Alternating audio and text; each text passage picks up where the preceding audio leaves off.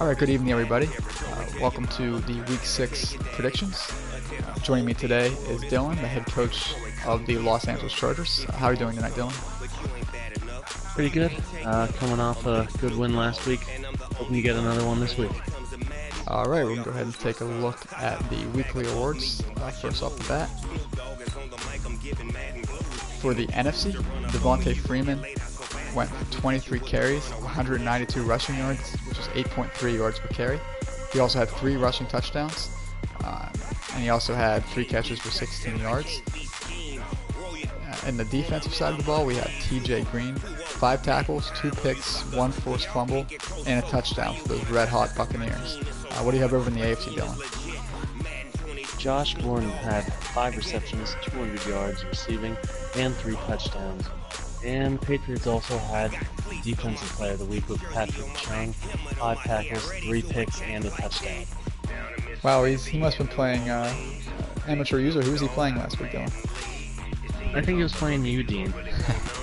Indeed he was. In one of last week's game of the weeks, the Patriots destroyed the then unbeaten Redskins. I'll take a look at that game. The final score of that one was 51-7. It was actually close until halftime. Close until halftime. It was 14-7 before half when Patrick Chung got his first pick off a deflection and took it back for a pick 6. So Dessel, new user to the league, he's been very, very good so far. 2 wins in 2 games. So we'll keep an eye on him going forward in that loaded AFC East. But the actual game of the week last week, it was the Buccaneers at the Saints. Pulling this game up now. V. Riggs, the coach of the Bucs, has been very hot so far this year. Winston in that game, perfect quarterback rating, 2 touchdowns, 0 interceptions, and running the ball, 7 carries for 75 yards, 10 yards carry for Ronald Jones. The Saints was competitive in this game for a little bit, but that was his very first start for his young quarterback Sam Darnold. He just traded Drew Brees and a first for the 22-year-old quarterback out of USC. 3 touchdowns, 5 picks for Darnold on the day. So going forward, it looks like the Bucs in control of that division, Dylan.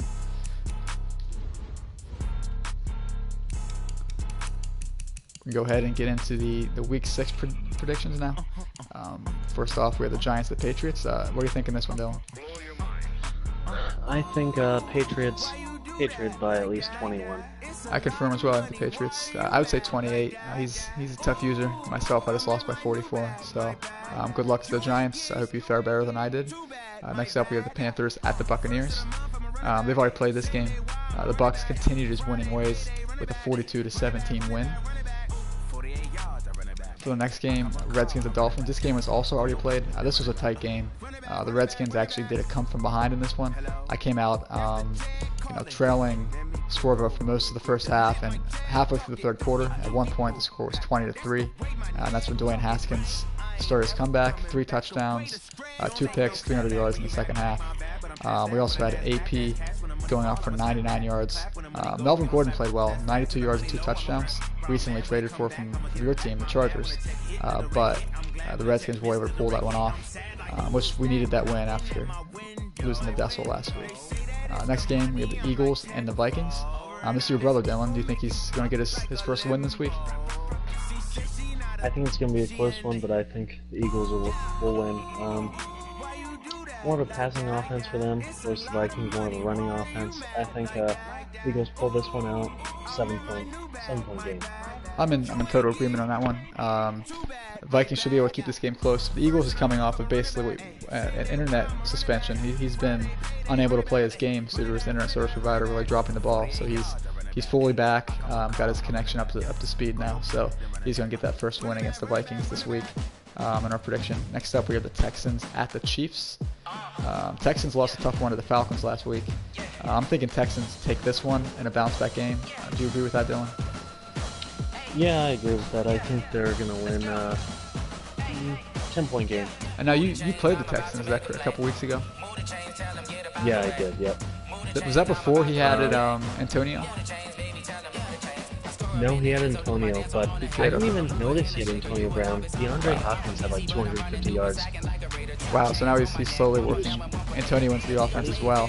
That's a lot of firepower.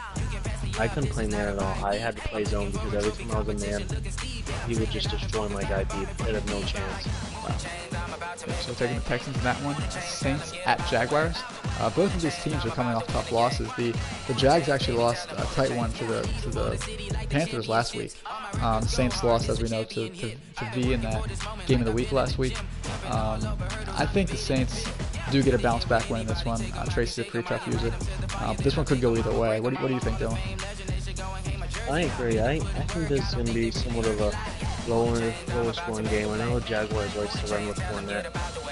I think Saints win by 24-20. One thing to keep an eye on in that game is Jalen Ramsey matched up against Michael Thomas. That's definitely a good matchup. It could go both ways depending on the situation. Seahawks at Browns. Seahawks coming off his biggest win of the season, just beat the Rams 49-10. I think he keeps that momentum going and picks up another win against the Browns on the road. And then we have the Bengals at the Ravens. This is Chap against the Bengals user. Both are pretty good defensive users. What do you think in this one, Dylan? You got the Ravens or the Bengals? I have the Ravens. I think it's going to be a lower scoring game, like 17-13, 20-17. Ravens win by 3, 4. I'm gonna contrast that. I think the Bengals take this one, so we're mixed on that one. I think the Bengals take this one by a touchdown. It will be fun to see who got that one right. The 49ers at the Rams. That's something. I think the 49ers will take that one. He missed his game last week. He was in a schedule conflict. Do you agree the 49ers might take that one, Dylan, at the Rams? Yeah, that's what I have down. 49ers winning that one. Falcons at Cardinals. This is a big one. Nuke coming off a close win over the Texans last week. The Cardinals still unbeaten in Arizona. Looks like the game of the week.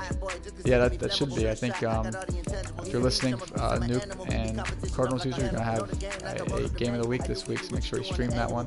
I'm taking the Cardinals at home. I think they defend that home turf. What do you think, Dylan? I agree, and I think there will be a lot of trash talking after the game. You heard here first. But I think it'll be a close game early, and then the Cardinals will pull away 14, maybe 2-3 touchdown win. He's just looked he's blown through his opponents so far this year. Playing some surprisingly good defense over there in Arizona. We'll look at that in just a moment. And in the standings, the Cowboys at the Jets. This game's already been recorded. The Jets took the win in that one. Not much surprise there. He's undefeated. He's been playing really well. Let's check out some numbers quick. We had Breeze in his first game in New York with 7 touchdowns.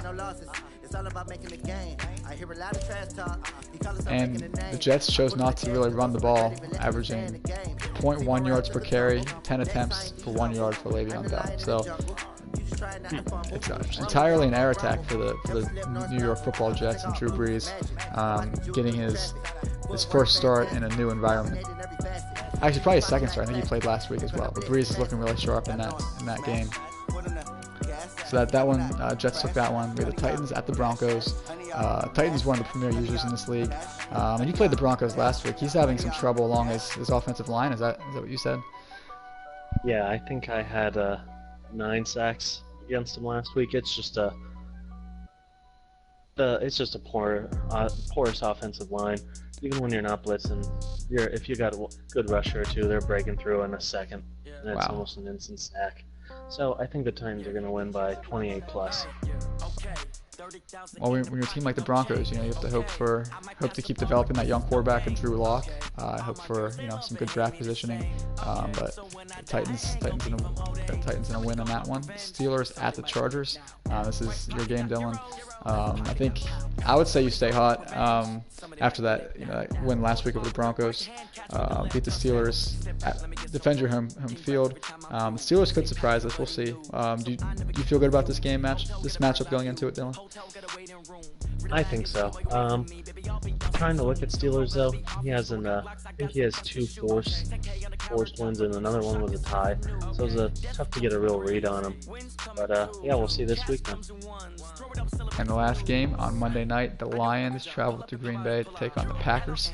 Lions, he's a good user, but the Packers also has a few wins this year. This is a tough one to call. I'm leaning Lions and a close one. Is that what you're feeling? I agree. I don't think Marvin Jones has had a game yet where he hasn't had 100 yards receiving. So that's definitely his number one weapon. I think he's going to have another big week this week.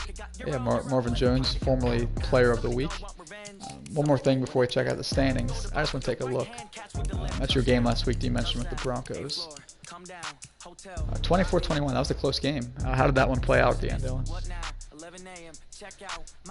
It was a really bad start for me. I was down 14-0, and I knew I just had to slowly come back, not risk anything. But I put in Easton Stick, my backup quarterback, in some formations, and then I forget he's in. So then I'm trying to throw crazy passes when I think it's Rivers and it's Stick. He's throwing picks all over the field.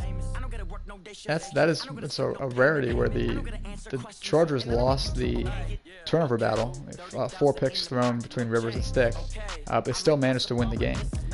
Drew Lock played a lot smarter with the ball. He only had 1 pick and 73% completion percentage, but just didn't have the ability to put points on the board. So big win by the Chargers. I see that there's also no scoring in the third quarter, so a lot of defense being played in that second half.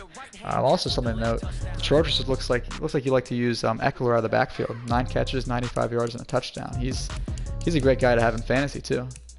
Austin Eckler. Yeah, he's won me my fantasy the last 2 weeks, so glad to have him on there too. Much like in real life, you dished out Melvin Gordon. He's with the Dolphins now, so Eckler is the lead back in Los Angeles for some time to come. We're taking a look now at the NFL standings. We'll start with the AFC North. This is an interesting division. We have 3 teams tied for first place. The Ravens, Steelers, and Bengals, all sitting at 2-2-1. Of those 3, the Ravens is on a 2-game winning streak, so he's playing hot right now. You took him to win this week, so we'll see how he does. His matchup, he's playing the Bengals, is that correct? Him and the Bengals are playing for the division lead. And then we have the Steelers at 2-2-1, looking to try to be there for second place or tied for second place with whoever wins that game. And last place but not least, we have the Browns, only a half a game back here, so this division's wide open for anybody to take. It's really hard to predict at this point. So AFC North, everybody's still in contention for that divisional crown. The AFC South, this one's a little bit different. We have 2 teams at the top. We have the 5-0 Tennessee Titans. He's playing really good defense. Only 98 points allowed so far on 5 games. 200 points for, so he hasn't lost a game yet. Very, very tough opponent there. You have the Jags at 3-2, coming off a tough loss last week. The Titans did get the head-to-head against the Jags, so he has the one up in that. And then at the bottom of the division, we have the Colts and the Texans. The Texans at 1-4. That's a shocker for me. I guess they really did need Clowney. They traded him away before the season, and now they've given up 173 points through 5 games. All right, in the AFC East, this is probably the best division in football. Would you agree with that statement, Dylan? 100%. I think there will be 3 teams here that will make the playoffs. Wow. Almost so both wild cards. So. Both wild cards are going. So exactly. Possibly. Yeah. So the only way you're getting playoffs in another division is you got to win your division, because both of these guys, all 3 of these guys, from what I've seen, are real players. Yeah, sitting and atop then you have the poor Bills. They have to draft well. Yeah, sitting atop the AFC, we have the Jets at 5-0. That's pretty impressive for a roster like the Jets. Only 92 points allowed, 241 points for. Second place, the Dolphins. They just took their first loss of the season to the Redskins in that close game, last-second field goal type game. So he was almost 5-0, which is really says a lot about that user, because by far the Dolphins are the worst roster in the NFL. They're in real life, they're like handing away any talent they have just for more picks. They're a talent-depleted roster, and Swervo has them at 4-1, so you can tell he's a really good user. And then we have Des, who, as we know, really took care of my Redskins 51-7. Hasn't lost a game since he joined, when those Patriots were 0-3. So easily, this is a great division.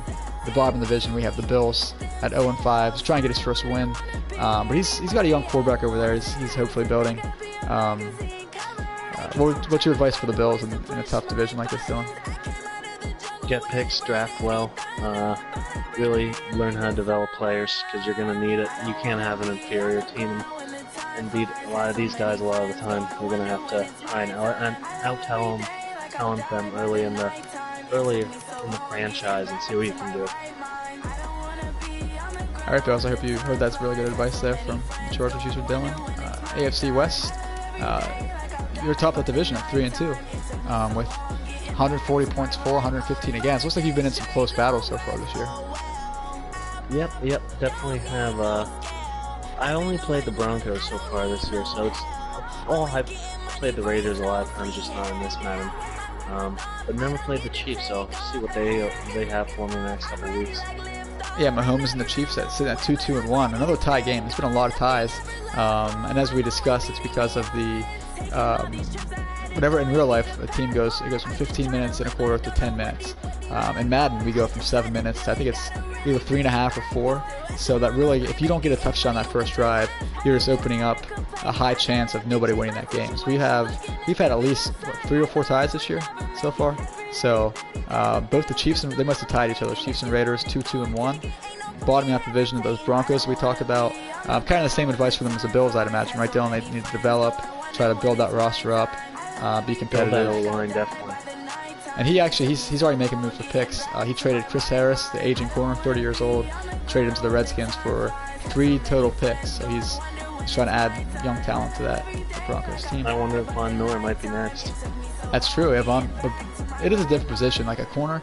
The reason Harris is so movable, he's only 90 speed, so whenever regression kicks in, it's tough to have a corner sub 90 speed out there covering people. But Von Miller, I played him in leagues. He just absolutely dominates. So it's interesting to see what his strategy can do with Von going into this offseason. In the NFC, we have NFC North, the Bears. His only loss was to my Redskins. He's 4-1. 140 points for, 90 against. Playing some good defense over there in Chicago. Second place we have the Packers. 114 points for, 92 against. So with Aaron Rodgers, they're always a threat. It's only 1 game back in that division. The Lions at 2-2. He started out 0-2, but he's been hot these last 2 weeks. Dylan, have you seen his scores at all? No, I haven't. I know he scores a lot of points. I'm pretty sure. Like I said, Marvin Jones, a big thing. I was lucky to hold him to 13 or 17 when I played him, but he's a guy that he can score some points, but looks like he's about even points to allowed and scored. So you just got to pick that up if you want to be in the division. He's a lot like CJ last year, like in last Madden. I know you weren't playing with us last Madden, but he was a very good user in the league, and he started out 1-4. The Lions also was a good user, and he started out with that 0-2 win-loss record. But I knew that wouldn't last. He's back at 500, looking to contend for that division. In very last place, we have the Vikings. They're out there looking for their first win. What's your advice for the Vikings, Dylan? He's your little brother. Do you think he's got a chance at taking this division? Well, I was talking to him. It's just learning how to pass in this game is so big. Once you learn how to pass, then it really does open everything up. You just don't have to rely on the run. And then once you can draft some O-line, it all gets easier. You have some time to pass. It's not instant sacks.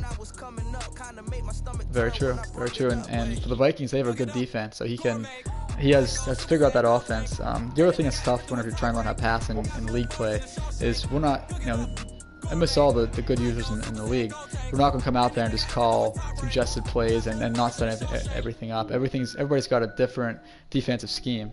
When I was playing Dessel last week, he had so many looks where it looks like he's in a simple coverage. Like I'm looking at okay, he's going to drop 8 guys in the coverage here, 7 or 8 guys, and I just have to find the open hole.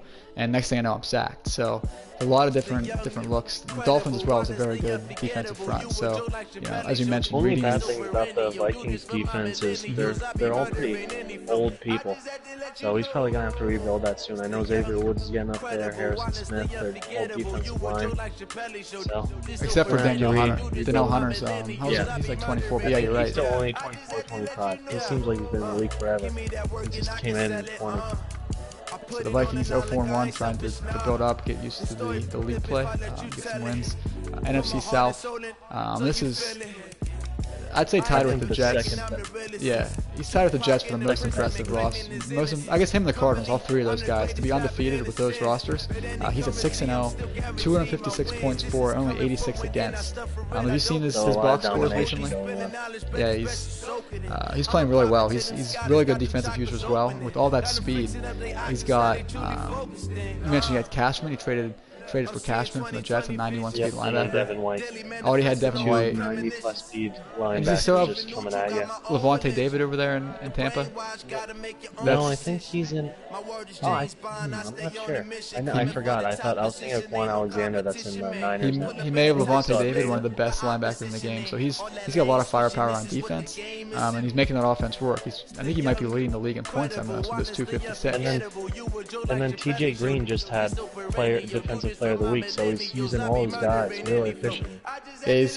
I mean, it's going to take a little bit to build that team up, but he's come a long way already, 6-0 with the Bucks. So he's a team to watch. He might just be one of those guys that they don't even need their players to be like good in everything. Just like if they have speed or strength or something, then they can really work them to their advantage. Because TJ Green, speed, Cashman, a lot of speed, so he looks like he's a guy that can really use the speed on his defense. Yeah, and if you're listening, Savon, coach of the Jets, my question for you is why would you trade Cashman? So much speed, and now he's joined that Bucks defense. That could be a Super Bowl matchup later on. We got the Jets and the Bucks playing so hot right now. For the second place in the NFC South, we got the Saints, 3-2, coming off that tough loss to the Bucks. If he would have won that game, we're looking at a different division here. He would be 4-1. And the Bucks would be, 5-1. So, really pivotal game. The Saints is still right in it. He's just got to, keep winning, get used to Sam Darnold, a quarterback, pick up a few more wins. But he's second place. As you mentioned before, this is one of the best divisions in the league, maybe second best. Yeah, I would put it right at second best right now. I mean, you have Buccaneers. Looks like he's one of the cream of the crop, and then Saints and Falcons are both really good users too. But Saints, he knows how to build a roster. Give the Saints team a couple of years and they'll be stacked roster. And then Falcons, Snoop's always been a good player. He's a guy that has 10 wins a year usually. Yeah, and he's always a playoff team. Win or lose, I mean, he always has a few awards for you after the game too. So he's always a tough opponent. I imagine there will be a lot of chatter when Saints and Falcons play. Neither of those guys are very shy to talk on the app. Bottoming out last place in the NFC South, we have the Panthers at 2-4. I mean, they got a couple wins, but when you're playing in a tough division like that, 2-4 is really not going to get it done. So hopefully for him, gets a few wins here, gets back in the picture. But that's the NFC South at the moment. Over in the NFC East, we have the Redskins atop that division. We have that one loss to the Patriots, but other than that, the Redskins have had a pretty good season so far, starting out 5-1. Dwayne Haskins, really, if you watch any of his film, Dylan, I don't know if you've seen him much, he's not playing like a rookie at all. He's really out there, pretty sharp, not missing many throws, which even under pressure, which is really impressive for a young guy to come in and do that. I was surprised how good his accuracy stats were in the game. I think he's all 80s already in all of them, all three of them. It's hard to believe that, in real life, he's a backup right now to Case Keenum. Haskins, it's a matter of time until he becomes the starter in Washington. Dallas Cowboys 2-4. They've already taken a few divisional losses this year. Let's see here. They have, actually one division loss. They're 1-1 in the division. Look at the Redskins, 3-0 in that division. That really plays out big later in the season. So the Redskins are in really strong position here, especially after beating the Cowboys already. Giants are right there with the Cowboys for second place, 2-3. I played him in a tough game. I think he lost by 10 points or so in that one. But he's trying to build with a young quarterback. He's got Daniel Jones. They started him at 65 overall. So unlike Haskins, Jones really had to work his way up to being a successful NFL quarterback. And in last place, the Eagles. He's had some internet connection issues. Had to get a whole new provider. But he's finally back now. He's ready to get to work. He has a really good roster, so he has a chance of getting a few wins here, maybe getting some momentum, trying to take a shot at that wild card spot.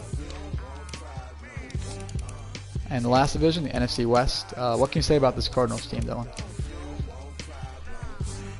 Well, I mean, they're taking a good roster, and it looks like they're scoring and they're keeping their opponents to a pretty low amount of scoring. I mean, this Cardinals team really doesn't have a lot on either side of the ball. They have Miller, they have Johnson, and a couple guys on defense, and it looks like he's just dominating right now. So good for him. Yeah, he's one of those users, like him and Bucks and Jets, that taking these low teams, just turning them into winners. So he is the second best scoring defense in the league with only 89 points allowed. And the only two defensive players he has that have any star power is Patrick Peterson and Chandler Jones. So he's firmly in control of that division. Second place, we have the Seahawks, 2-3, capable of some big wins. He won something like 49-10 last week, so he's got some firepower in Seattle. Third place, the 49ers. That's a good user. He hasn't played. He kind of joined a little late after we removed Europe from the league, but he's a good user as well, so you can never count him out. And in the last place, we have the 1-4 Rams. Trying to find their identity, trying to get going as an NFL team. So that's the standings. I expect Niners to do better next year. He's a really good team builder too. So yeah, he prides himself on that. I think he's already trying to pick up some picks, so he's definitely is a good team builder. So that's gonna be a good division going forward. That's the standings for this week. We have 4 remaining unbeaten teams after both the Redskins fell last week and the Dolphins just fell today to the Redskins. So down to just 4 unbeaten. If you were to make a guess on which one of these 4 could go 16-0.